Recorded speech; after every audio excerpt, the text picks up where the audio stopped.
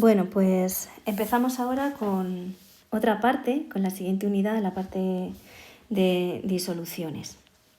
Bien, en un primer lugar, lo primero que hay que saber es que en una disolución encontraremos dos tipos de sustancias. En una disolución vamos a encontrar al soluto,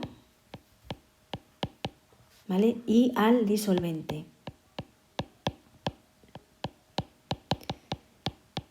El soluto es la parte de la disolución que se encuentra en menor cantidad o es el minoritario, que se suele decir, el que encontramos en menor cantidad, y el disolvente es el componente mayoritario. En el caso de, por ejemplo, tener una disolución en la que cojamos 5 gramos de azúcar y los mezclemos con, no sé, con 200 gramos, por ejemplo, de harina, ¿vale? El azúcar sería nuestro soluto, la harina sería nuestro disolvente y la suma de las dos sería la cantidad o la masa de la disolución, ¿vale? Recordar que podemos tener disoluciones en las que el soluto y el disolvente se encuentren en distintos estados de agregación. Es decir, los podemos encontrar sólidos, líquidos, gases, etc. ¿Vale? Bien, eso por un lado. Más cositas que hay que conocer. Hablamos, por ejemplo, de concentración de una disolución cuando lo que pretendemos es hallar la cantidad de soluto. O sea, cuando en un problema nos dicen, por ejemplo, halla la concentración de una disolución. Pues hallar la concentración es calcular la cantidad de soluto. Eso por otra parte. ¿Qué es lo que vamos a hacer? Que nosotros tenemos varios métodos o varias fórmulas para poder calcular cuál es esa concentración, ¿vale? Bien, ¿cuáles van a ser esas fórmulas que tenemos? Formas de calcularla, ¿vale? Formas de calcular la concentración. Pues la primera de todas, y que la vimos en el laboratorio, fue lo que se denomina calcular gramos por litro. Calcular los gramos por litro no es otra cosa que coger y pesar la masa del soluto en gramos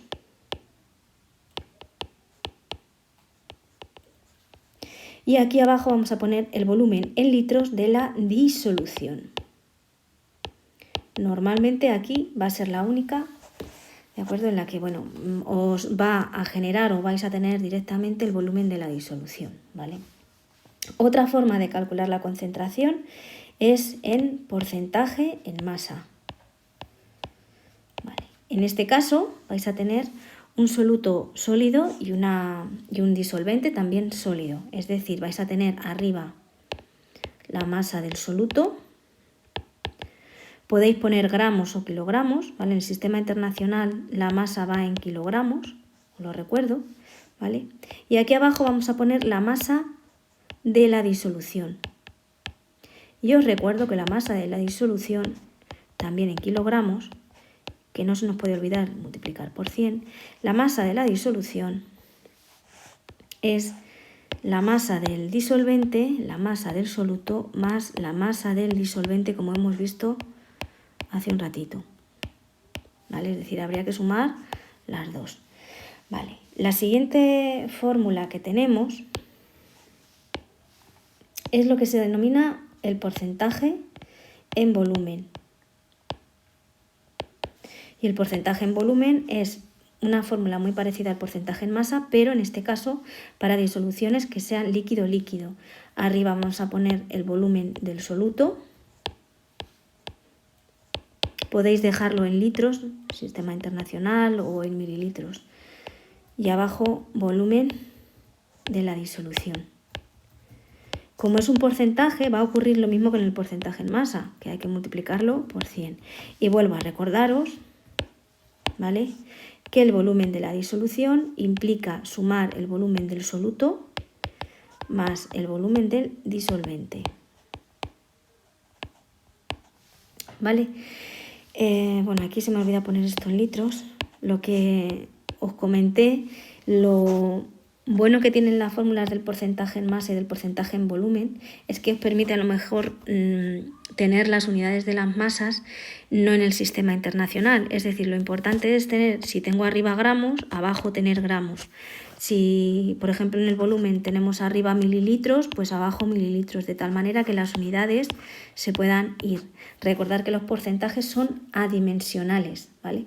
La única fórmula o la única concentración que va a llevar unidades es la de gramos por litro. Gramos, litro, ¿vale? En el